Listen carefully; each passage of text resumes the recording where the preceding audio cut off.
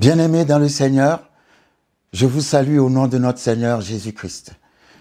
Florence et moi, nous serons ravis de vous compter parmi nous le samedi 29 décembre 2018 pour notre dernier séminaire de cette année. Le thème de notre rencontre sera la puissance de donner naissance. Pourquoi? Parce que le Seigneur nous a dit que 2019 sera l'année de l'enfantement. Lorsque nous lisons Genèse chapitre 29 à son verset 31, la Bible dit l'Éternel a vu que Léa n'était pas aimée. Alors, il lui ouvrit les entrailles. Les entrailles sont toujours porteuses de quelque chose. Porteuses de bébé, porteuses de rêves, porteuses de projets, porteuses de visions. Et je peux vous garantir dans le nom de Jésus que pour cette année qui arrive, l'Éternel va ouvrir vos entrailles. Ne ratez pas cette réunion du 29, du samedi 29 décembre, parce que nous allons faire des proclamations, des déclarations, et je suis sûr qu'il y aura une onction qui va provoquer vraiment l'enfantement dans votre vie. Et jusqu'ici, tout ce que vous n'avez pas pu réaliser, je peux vous garantir que nous sommes en train de rentrer dans une année où même les choses auxquelles nous n'avons jamais pensé vont pouvoir être réalisées dans le nom puissant de Jésus-Christ de Nazareth. Alors je vous invite, samedi 29 décembre 2018, ne ratez pas cette réunion. Ça sera vraiment une réunion ointe, remplie de la présence de Dieu, où le Seigneur va ouvrir nos entrailles pour pouvoir accomplir de grandes choses dans cette année nouvelle qui arrive. Que le Seigneur vous bénisse dans le nom de Jésus-Christ. Amen.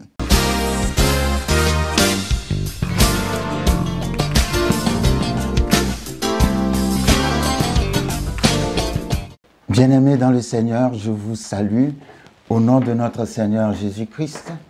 Je rends grâce à Dieu pour ces moments qu'il nous accorde pour partager sa parole ensemble. Et je prie qu'au travers de cette exhortation, que chacun d'entre nous, nous soyons fortifiés, édifiés, encouragés, et que notre foi se sentent encore plus fortifiés et élevés, une foi qui nous pousse à poser des actions, une foi active, une foi pratique, une foi qui est le rempart de notre vie. Et je prie que l'Esprit de Dieu puisse vivement nous toucher, afin que nous fassions de sa parole réellement notre mode de vie. Je voudrais aujourd'hui parler. Je donnerai comme thème les premières choses. Les premières choses. Les premières choses. Quelles sont les choses qui sont les plus importantes dans la vie d'un croyant ou d'une croyante? Les premières choses. Je vais vous inviter dans Exode chapitre 25. Comme je dis toujours, j'ai une passion particulière pour l'Ancien Testament et souvent le Seigneur me parle beaucoup au travers de l'Ancien Testament parce que là se cache le Seigneur Jésus et c'est un plaisir de le poursuivre et de pouvoir le déceler dans, comment dirais-je, dans l'ombre de la parole de Dieu. Dans Exode 25, nous allons voir que Dieu est en train de donner des instructions à Moïse pour que Moïse bâtisse le tabernacle. Et dans les diverses instructions que Dieu donnait à Moïse, Dieu a parlé de l'arche de l'Alliance. L'arche de l'Alliance était une petite caisse. Lorsque nous lisons Hébreux chapitre 9, qui contenait la manne, la table des 10 commandements et le bâton d'Aaron. Et cette petite caisse était recouverte par un couvercle que la Bible appelle le propitiatoire. Et sur ce propitiatoire, à l'extrême, à chaque extrême se trouvait un chérubin. Et les deux chérubins étendaient leurs ailes et leurs ailes se touchaient et ils étaient juste au-dessus du propitiatoire. Et Dieu a parlé à Moïse, il a dit, lorsque vous ferez la cérémonie du grand pardon que nous trouvons dans Lévitique chapitre 16, une fois par an, je te parlerai juste au milieu des deux chérubins qui sont au-dessus du propitiatoire qui couvre l'arche de l'Alliance. Et tout ceci se passait dans le lieu très saint où personne n'avait le droit d'entrer à part le souverain sacrificateur une fois par an. Nous aurons certainement l'opportunité de revenir en détail sur la vie du tabernacle et les diverses leçons que nous trouvons dans la construction du tabernacle et dans la manière dont les cérémonies se faisaient dans le livre de Lévitique. Donc, l'arche de l'Alliance représentait la présence de Dieu, la gloire de Dieu. Et lorsque nous lisons Exode chapitre 25, à partir du verset 10 au verset 22, vous verrez la description que la Bible fait de cette caisse et comment Dieu a donné des instructions précises pour que cette caisse que nous appelons l'arche de l'Alliance, que la Bible appelle l'arche de l'Alliance, soit construite et soit faite. C'est très important de pouvoir lire ce passage-là. Donc, l'arche représentait la gloire de Dieu. Et sa présence était une image de la présence de Dieu au milieu de son peuple. Donc, il y avait une certaine révérence, une certaine adoration autour de l'arche. Et tout au long de l'Ancien Testament, nous allons nous rendre compte que l'arche avait des aptitudes miraculeuses. Partout où elle passait, on voyait la gloire de Dieu. Lorsque Israël partait en guerre avec l'arche, la plupart du temps, ils obtenaient la victoire. Mais certaines fois, des fois, ils n'obtenaient pas la victoire. Pourquoi? Parce qu'ils ne vivaient pas en accord avec la parole de Dieu. Lorsque nous regardons l'histoire de l'arche de l'Alliance, nous allons nous rendre compte, bien avant que le premier roi d'Israël, Saül, ne soit intronisé, déjà, au travers du ministère du sacrificateur Élie, nous voyons que le peuple, les enfants d'Élie, ne respectaient pas les cérémonies dans le temple. Ils faisaient n'importe quoi. Ils prenaient les sacrifices que les gens apportaient pour le Seigneur. Ils prenaient ces sacrifices-là pour eux-mêmes. Ils ne respectaient pas les règles que l'Éternel donnait. Et l'Éternel avait parlé à Élie en disant, « Si tu ne reprends pas tes fils, je vais agir durement à ton égard, à leur égard et à l'égard de ta maison. » Et la Bible dit, ne respectant aucune règle concernant l'adoration et concernant l'arche de l'Alliance, les Philistins étaient venus les provoquer et ils étaient partis en guerre contre les Philistins. Et quand ils partaient en guerre contre les Philistins, ils étaient partis avec l'arche de l'Alliance. Parce qu'ils pensaient que la présence de l'arche suffisait pour leur accorder la victoire. Mais ce jour-là, la Bible nous apprend que les Philistins avaient vaincu le peuple d'Israël. Et non seulement les Philistins avaient gagné la guerre, mais en plus, les Philistins avaient pris l'arche de l'Éternel. Ils avaient gardé l'arche de l'Éternel avec eux et ils étaient repartis avec l'arche de l'Éternel. Lorsque nous allons dans 1 Samuel chapitre 2, à son verset 22, 1 Samuel chapitre 2, verset 22, nous voyons par là que l'Éternel avait déjà commencé à parler au sacrificateur Élie en disant à Élie, dis à tes enfants de faire attention parce que la manière dont ils m'adorent, je n'aime pas cette manière-là. Je vais agir et je vais agir durement. Et lorsque vous lisez 1 Samuel chapitre 4, la Bible dit que ce jour-là, alors qu'ils étaient partis en guerre avec l'arche de l'Alliance, non seulement les Philistins les avaient vaincus, les Philistins avaient pris l'arche avec eux. Les enfants d'Élie qui ne respectaient pas Dieu et qui ne respectaient pas les règles que Dieu avait instituées dans le temple étaient morts à la guerre.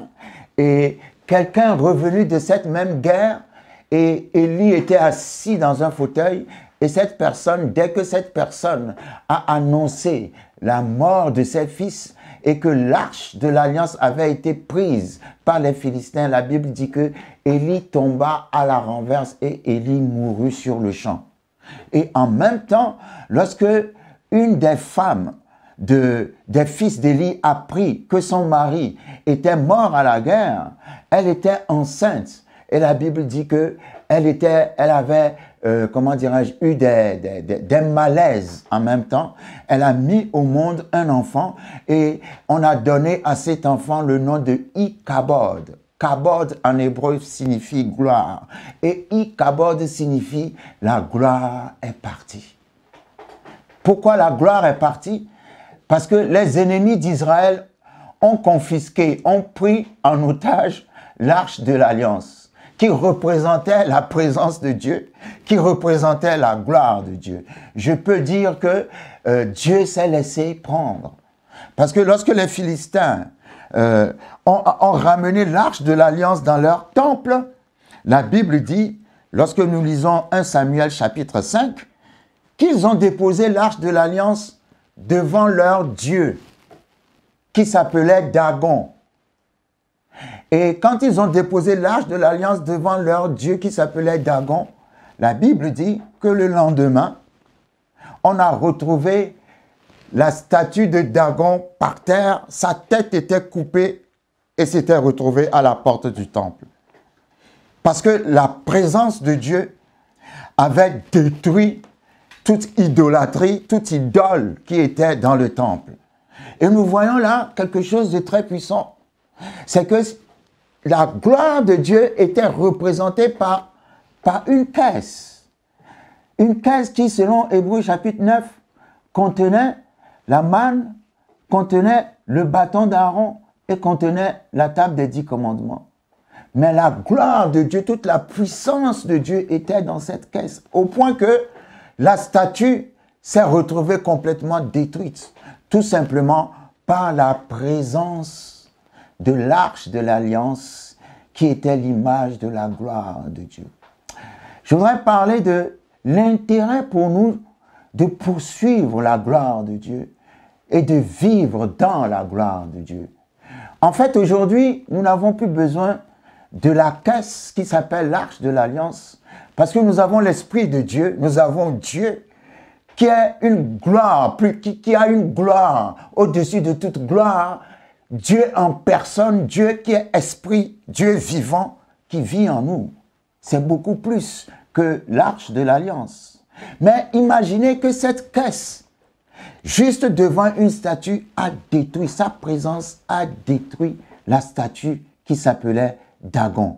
Pendant 7 mois, les Philistins ont gardé l'arche de l'Alliance avec eux.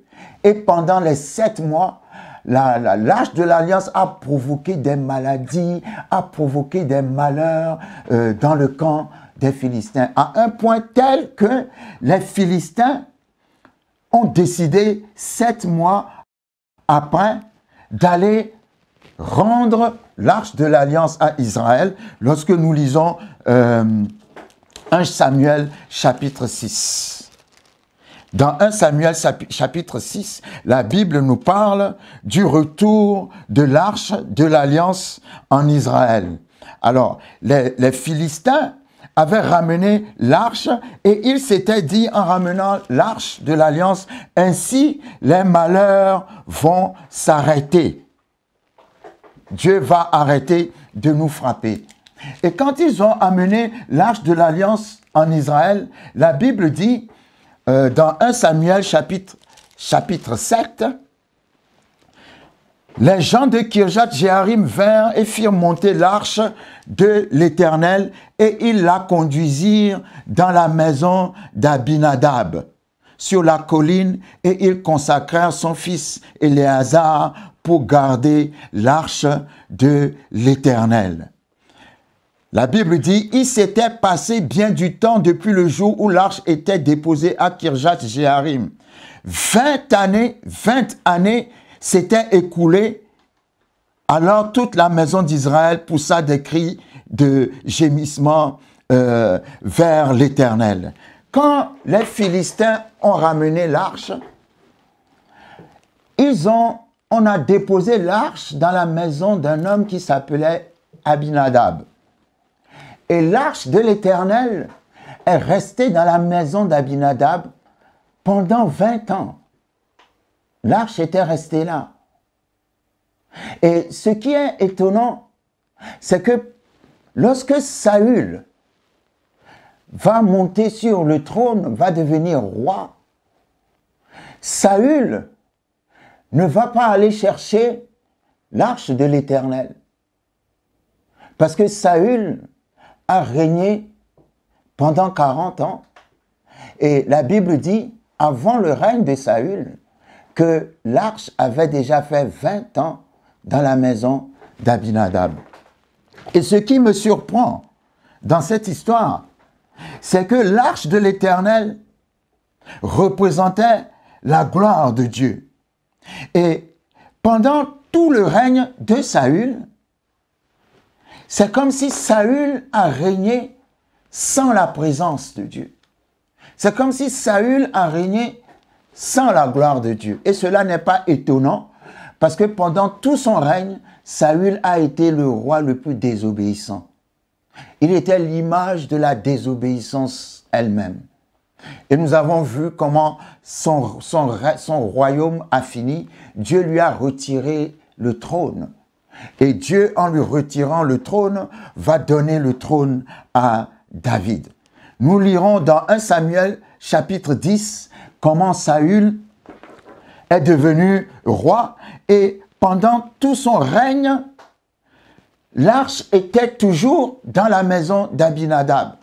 C'est quand même étrange que l'on puisse vivre loin de la gloire de Dieu.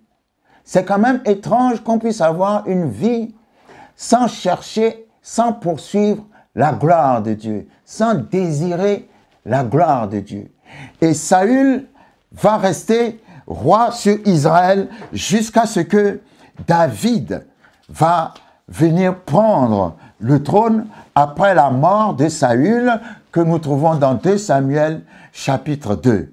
La Bible nous dit dans ce passage que Saül est mort. Donc le titre de mon exhortation, c'est les premières choses. Quelles sont les premières choses que tu fais lorsque Dieu te donne du succès? Quelles sont les premières choses que tu fais lorsque Dieu te donne une grande opportunité, une grande réussite? Quelles sont les premières choses que tu fais lorsque Dieu t'élève? Quelles sont les premières choses que tu fais lorsque Dieu t'honore? Vous savez, quand nous lisons Genèse chapitre 8, la Bible dit que lorsque Noé sortit de l'arche, il bâtit un autel pour Dieu. Quelle a été la première chose que Noé a faite? Il a bâti un autel pour Dieu avant de bâtir une maison pour lui et pour sa famille. Il a mis Dieu en premier. Lorsque vous observez les vrais adorateurs, les vraies adoratrices, la chose qui doit être prééminente, dominante dans leur vie, ça doit être comment ils mettent Dieu à la première place. Les premières choses. Vous savez, Dieu aime qu'on le mette à la première place. Même le principe, nous n'allons pas parler en profondeur de la dîme, mais le principe de la dîme, c'est un principe par lequel nous prouvons à Dieu qu'il est le premier. Dieu n'a pas besoin de notre argent, mais en pensant à lui, le premier, dès que les revenus viennent dans nos mains, nous mettons en premier Dieu pour lui apporter la dîme. C'est une manière de dire à Dieu, nous reconnaissons que tu es le premier dans notre vie. C'est ce que nous recevons. David a dit, nous te donnons ce que tu nous as donné. Et s'il y a quelque chose qui peut vraiment toucher le cœur de Dieu, c'est lorsque Dieu voit que nous le mettons en premier. Les premières choses. J'ai observé en lisant la parole de Dieu que David mettait toujours Dieu en premier. Lorsqu'on observe la vie de David, David n'était pas un homme parfait. David a commis beaucoup d'erreurs. David a même commis des péchés très graves. Mais c'est étonnant. Lorsque nous voyons ce que Dieu dit de David, Dieu dit de David, David est un homme selon mon cœur. Alors, on peut se demander, mais comment Dieu peut-il dire David est un homme selon mon cœur, alors que David n'est pas un homme parfait? Vous savez, il peut arriver que l'on pose une mauvaise action avec un bon cœur, comme il peut arriver que l'on pose une bonne action avec un mauvais cœur. Vous savez, Dieu est un Dieu qui juge nos motivations. La Bible dit, l'homme regarde à l'apparence, mais Dieu regarde le cœur. Donc, nous avons l'habitude de juger les gens, mais nous ne voyons pas leur cœur. Nous ne pouvons pas connaître leur cœur. Et le jugement de Dieu est basé sur les motivations du cœur. Et Dieu savait que David avait un bon cœur. Parce que David mettait toujours Dieu à la première place. Pas à la deuxième place, à la première place. Quelque chose qui motivait toujours la vie de David, c'est ce qu'on appelle la reconnaissance. Quand vous lisez 2 Samuel chapitre 7, David dit dans ce passage, « Éternel, tu m'as donné la victoire sur tous mes ennemis. » Et ça a tellement touché le cœur de David. David a regardé le palais dans lequel il vivait, pendant que l'arche de l'Éternel, qui représentait la gloire de Dieu, était sous une tente. David a dit non, mon palais ne peut pas être plus beau que là où se trouve la gloire de Dieu, la présence de Dieu, l'arche de l'Éternel. Je vais bâtir une maison pour l'Éternel. Voyez un peu comment le cœur de David était vis-à-vis de Dieu. Il y a des gens, quand tu vas dans leur église, vous sentez dans l'église qu'il y a des manques. L'église souffre. Il y a des problèmes dans l'église. Mais quand vous allez dans leur maison, c'est comme si vous êtes dans un palais royal. Non, je vais peut-être choquer quelqu'un, mais ta maison ne doit pas être plus belle que la maison de Dieu. La maison de Dieu doit être plus belle que ta maison. Si tu aimes vraiment Dieu, c'est toujours Dieu en premier. Quand Saül est mort et que David est venu sur le trône, la première chose, moi j'aime bien observer les gens, lorsque Dieu les élève, j'aime bien observer les premières choses qu'ils font. La plupart du temps, lorsque Dieu donne du succès à quelqu'un, dès qu'il arrive à la position d'élévation, il ne sait même plus si même il y a un Dieu qui existe quelque part. Il oublie Dieu. Seigneur, donne-moi du travail. On a prié, on a jeûné, on a prié, on a jeûné. Dès que tu as du travail, on ne te voit plus à l'église. Ah non, c'est à cause du travail, je ne peux plus venir à l'église. Donc le travail est venu maintenant à la première place et Dieu est à la deuxième place. Le Dieu qui a donné le travail. Non. Quand David est venu sur le trône, David a dit, « Moi, je ne régnerai pas sans la gloire de Dieu. Je vais aller chercher l'arche de l'Éternel dans la maison d'Abinadab et je vais ramener l'arche avec moi à Jérusalem. » Et la Bible nous dit, lorsque nous lisons 2 Samuel chapitre 6, la Bible nous dit, David était parti pour chercher l'arche de l'Alliance. Mais en cherchant l'arche de l'Alliance, il avait mis l'arche de l'Alliance sur un char neuf conduit par des bœufs. Et la Bible dit, alors qu'il retournait à Jérusalem avec l'arche de l'Alliance, le char est tombé dans un petit trou et c'est comme si l'arche glissait pour tomber. Alors Uza a touché à l'arche pour l'empêcher de tomber et la Bible dit qu'il est tombé raide mort dès qu'il a touché l'arche. Pourquoi? Parce que Dieu n'a jamais dit que l'arche, quand vous lisez Exode 25, doit être tirée par des bœufs sur un char. Non, Dieu a dit, on doit mettre 2 barres en dessous et l'arche doit être portée sur les épaules par des hommes. Écoutez, l'arche, c'est la gloire de Dieu. La gloire de Dieu n'est pas pour les bœufs, la gloire de Dieu est pour les hommes. Donc, Dieu a réagi d'une manière vraiment, comment dirais-je, d'une manière très dure. Et vous allez observer que quand les Philistins ramenaient l'arche en Israël pour mettre dans la maison d'Abinadab, ils avaient mis l'arche sur un char tiré par des bœufs. Donc David a fait comme les Philistins ont fait. Les Philistins, c'est les gens du monde, c'est les infidèles. Nous sommes les croyants. Notre façon de faire les choses n'est pas la même que la façon des gens du monde de faire les choses. Et puis Dieu a donné un principe. Dieu est un Dieu de principe. Dieu a dit l'arche doit être portée sur les épaules, même si le char est neuf, même si le char est en or, en diamant, ça n'intéresse pas Dieu. Ce qui intéresse Dieu, c'est qu'on respecte. C'est qu'on respecte ses commandements. Uza qui a touché l'arche et qui est mort, Uza signifie en hébreu force. Vous voyez, la force de l'homme ne peut pas porter ou soutenir la force de Dieu. Non, c'est la force de Dieu qui soutient l'homme. Donc Uza a grandi. Uza était dans la maison, est né dans la maison d'Abinadab, là où l'arche a passé 20 ans. Donc Uza a grandi à côté de l'arche et c'est comme s'il y a eu une certaine familiarité. Vous voyez, Dieu est notre Père, nous l'appelons Papa, mais à partir d'un certain niveau, il ne faut pas être familier avec Dieu parce que la familiarité est un péché.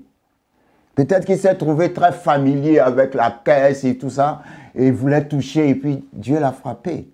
Et quand Dieu l'a frappé, j'aime bien 2 Samuel chapitre 6, verset 9, la Bible dit, David eut peur de l'Éternel. Ah, j'aime ça. La Bible n'a pas dit, et David eut la crainte de l'Éternel. Non, la Bible dit, David eut peur de l'Éternel. Parfois, on s'amuse trop avec Dieu. Et Dieu réagit parfois, et sa réaction nous fait peur. Et quand sa réaction nous fait peur, nous comprenons que nous devons avoir la crainte de Dieu. Il y a une différence entre la crainte et la peur. Mais quand tu ne crains pas Dieu, il finira par te faire peur. David eut peur. Et qu'est-ce que David va faire? Il va dire non, non, non, non. L'arche, si l'arche tue les gens, moi en tout cas, je n'amènerai pas l'arche à Jérusalem dans mon palais. Je vais laisser l'arche dans la maison de quelqu'un. Vous voyez? Et cette personne s'appelait Obed-Édom. Alors, Obed-Édom va accepter de prendre l'arche.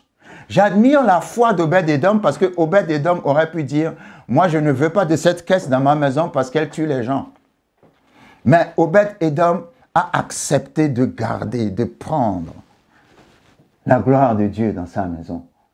Et la Bible dit que l'arche de l'Éternel a fait 3 mois dans la maison d'Obed-Édom.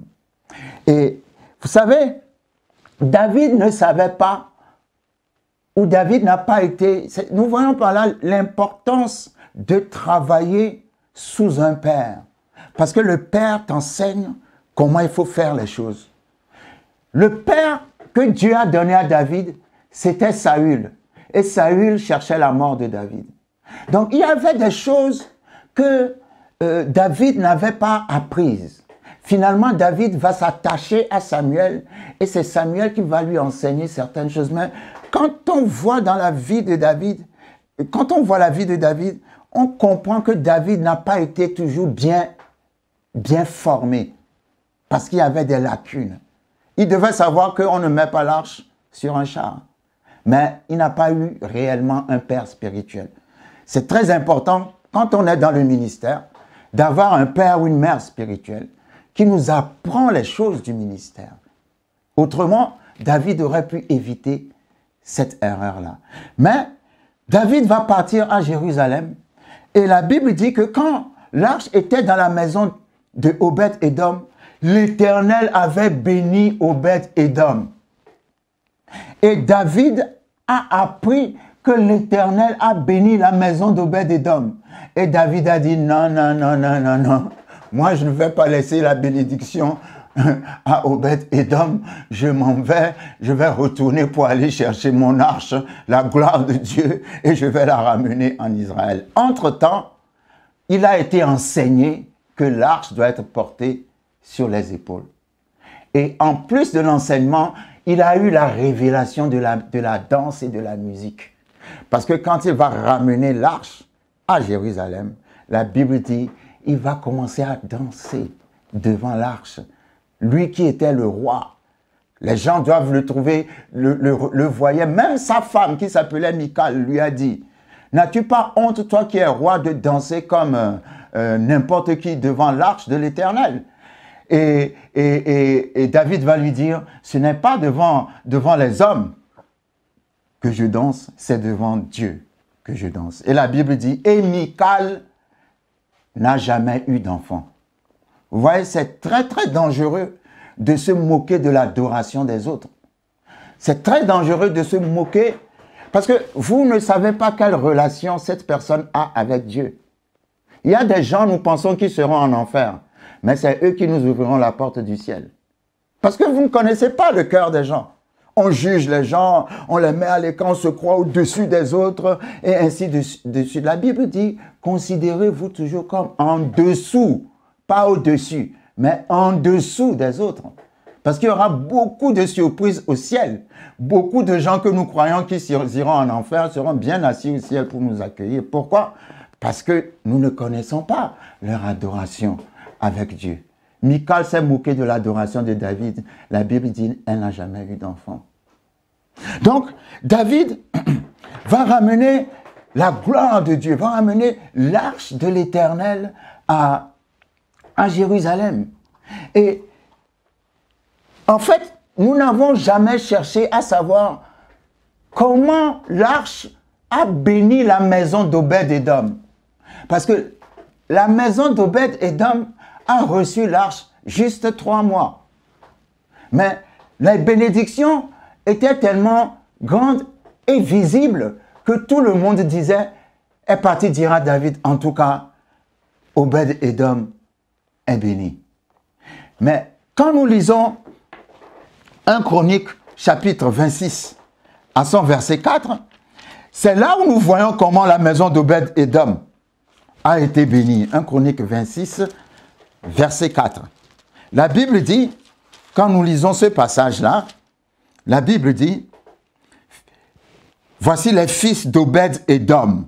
Shemaja, le premier-né, Josabad, le second, Joach, le troisième, Sakar, le quatrième, Netaniel, le cinquième, Amiel, le sixième, Issachar, le septième, Peltaï, le huitième, car Dieu l'avait béni. Quand est-ce que Dieu l'avait béni? Quand l'arche était venue dans sa maison. Et le verset 6 dit, à Shemaja, son fils, naquirent des fils qui dominèrent dans la maison de leur père, car ils étaient de vaillants hommes. Et la Bible dit, verset 8, Tous ceux-là étaient des fils d'Obed-Édom. Eux, leurs fils et leurs frères étaient des hommes pleins de vigueur et de force pour le service. 62 d'Obed-Édom. C'est-à-dire, quand l'arche était dans la maison d'Obed-Édom, l'arche, la présence, la gloire de Dieu a brisé la stérilité dans la maison d'Obed-Édom. Lorsque l'arche était dans la maison, toutes les femmes qui étaient dans la maison d'Obed-Édom sont tombées enceintes. Il y avait comme une sorte de forteresse qui empêchait les femmes d'avoir des enfants. Mais la maison a été bénie par la visitation de l'arche de l'Éternel. Que l'arche de l'Éternel, je dirais le Saint-Esprit, la gloire de Dieu, te visite dans ta maison.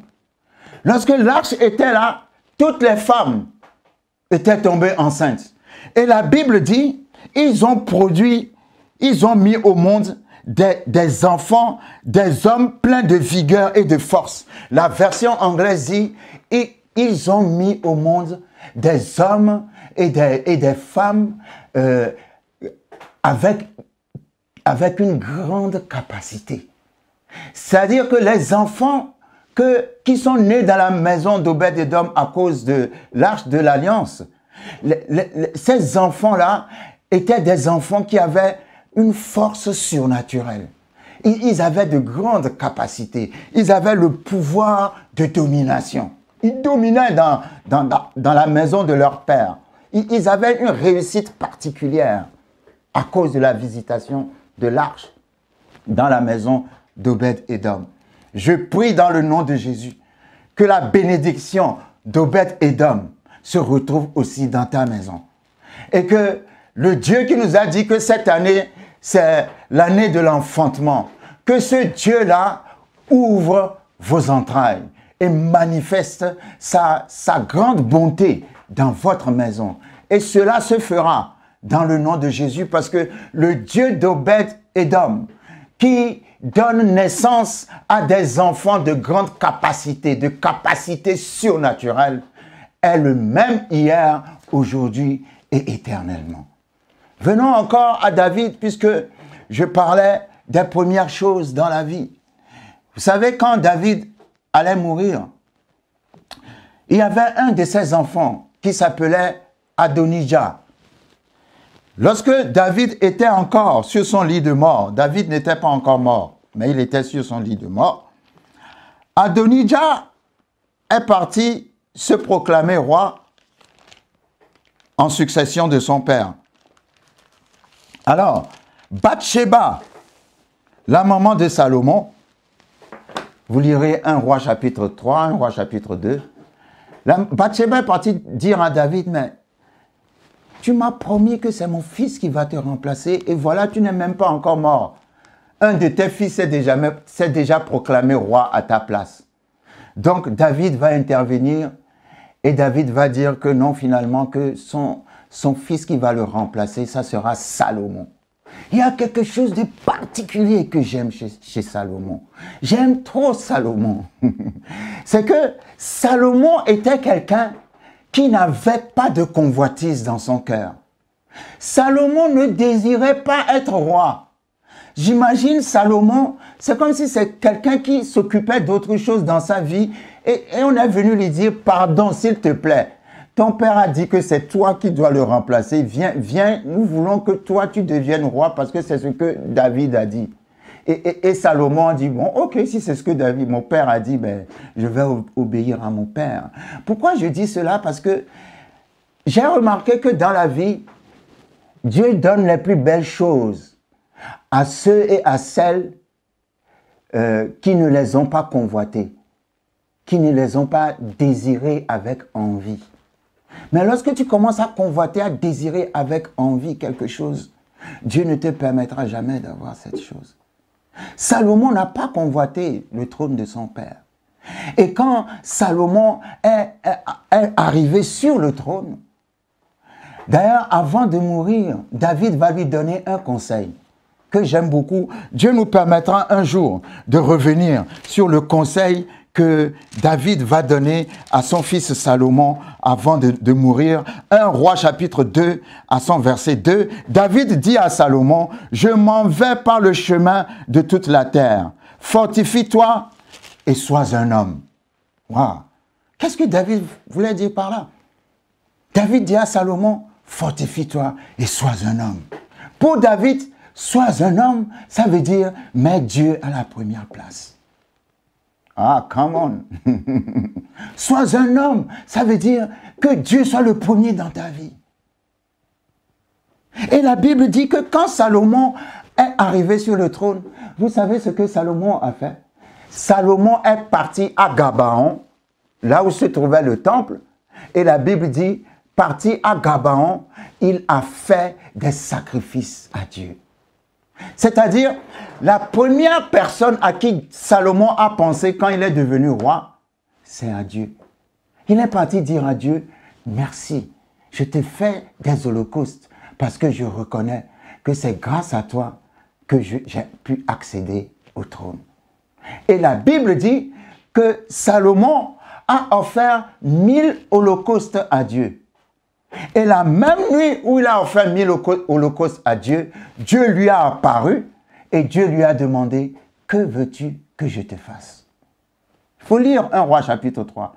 Et Salomon va dire à Dieu, « C'est toi qui m'as mis comme roi sur ce peuple.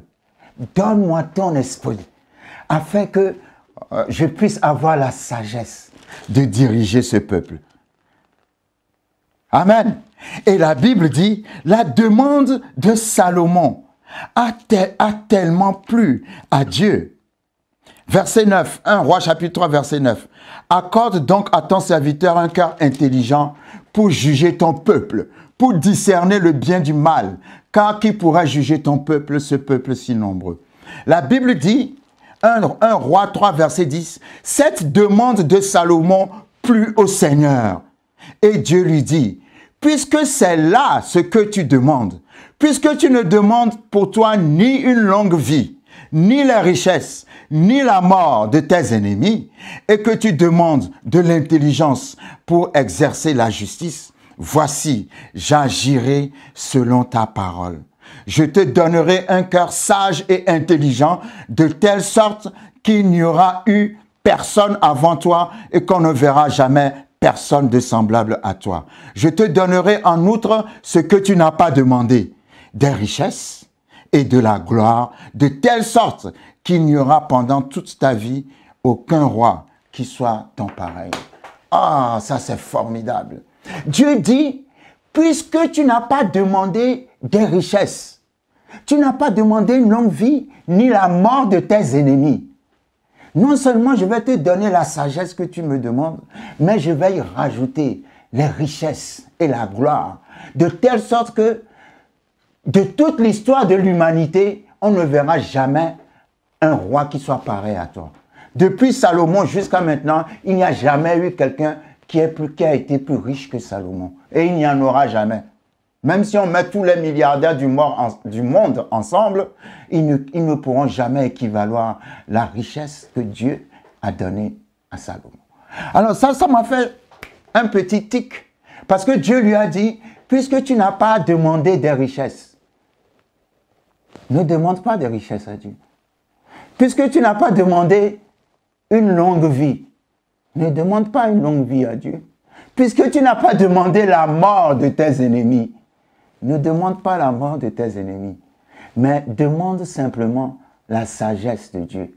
Parce que dans la sagesse de Dieu se trouvent les richesses, se trouve une longue vie et se trouve la domination et la victoire sur tes ennemis. Quand vous lisez 1 Roi chapitre 3, vous comprendrez que Salomon mettait toujours Dieu en premier.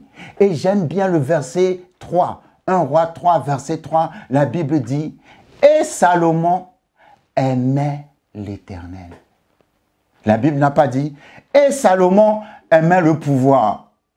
Et Salomon aimait l'argent. Et Salomon aimait les richesses. » Non, non, non. Et Salomon aimait l'Éternel. Que la faveur, la grâce de Dieu soit avec vous. Prions que nous ayons un amour infini pour l'Éternel. Parce que l'amour de l'Éternel, que nous avons pour l'Éternel ou que nous aurons pour l'Éternel, cet amour nous donnera tout ce que possède l'Éternel. Je te rends grâce, Seigneur, pour ce petit moment que tu nous as permis de passer ensemble. Ma prière est que nous imitions ceux qui, par la foi, ont prouvé dans le passé, par leur fidélité, qu'il faut te mettre en premier. C'est très important pour nous de te mettre en premier. Parce que si tu es le premier dans notre vie, nous ne manquerons de rien. Si tu es le premier dans notre vie, nous n'aurons peur ni de la mort, ni de la pauvreté, ni de quoi que ce soit, ni des attaques de l'ennemi. Si tu es le premier dans notre vie, tu étendras toujours tes ailes sur nous et tu nous prendras toujours sous tes ailes. Tu nous donneras ce que nous t'avons demandé et tu nous donneras aussi ce que nous ne t'avons pas demandé. Que la faveur de Dieu soit dans ta maison. Que la bénédiction d'Obed et d'Homme remplisse ta maison. Que le Seigneur te donne l'onction de l'enfantement, que tu enfantes non seulement des enfants, mais que tu enfantes des entreprises, que tu enfantes des activités, que tu enfantes des projets. Tout ce que tu n'es pas arrivé à accomplir jusqu'à maintenant, je déclare sur toi l'onction d'Obed et d'Homme.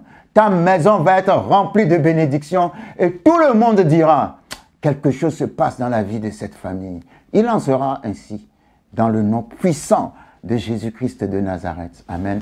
Que le Seigneur vous bénisse. Merci. Bien-aimés dans le Seigneur, je vous salue au nom de notre Seigneur Jésus-Christ. Il y a une information très urgente que je voulais partager avec vous concernant notre émission La foi victorieuse.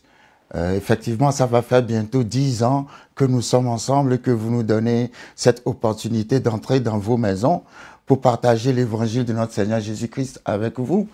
Et 3 ou 4 fois, j'ai déjà intervenu pour solliciter votre soutien financier afin que l'émission puisse être maintenue sur la chaîne. Aujourd'hui, je reviens encore vers vous. Nous avons besoin de votre soutien financier parce que jusqu'ici, nous n'avons pas réellement atteint le plafond qu'il faut afin que nous puissions diffuser régulièrement nos programmes. Je vous remercie pour l'apport que vous nous avez déjà apporté à plusieurs reprises, mais il se trouve que cet apport financier n'a pas toujours été suffisant. Et nous avons fait des efforts personnels pour maintenir le programme, mais actuellement nous sommes dans une situation très sérieuse où si d'ici la fin du mois, nous n'arrivons pas à régulariser les finances concernant la diffusion de notre programme, alors ce programme va s'arrêter. Je trouve personnellement que ça serait dommage après 10 ans de diffusion. Et si toutefois le Seigneur vous parle et que vous souhaitez garder cette émission qui maintenant est la vôtre sur cette chaîne, n'hésitez pas de me contacter personnellement au numéro qui s'affiche et comme cela nous pourrons parler ensemble. Je sollicite vraiment votre soutien financier pour le maintien de ce programme et je vous remercie par avance. Vous savez, l'évangile est gratuit, mais sa diffusion ne l'est pas. Et nous sommes dans une société où tout coûte, rien n'est gratuit. Alors je vous remercie par avance si toutefois vous vous décidez à nous soutenir afin que cette émission ne s'arrête pas. Alors toutefois, contactez-moi personnellement au numéro et au contact qui s'affiche. Que le Seigneur vous bénisse infiniment et je vous remercie d'avance. Merci bien pour votre attention.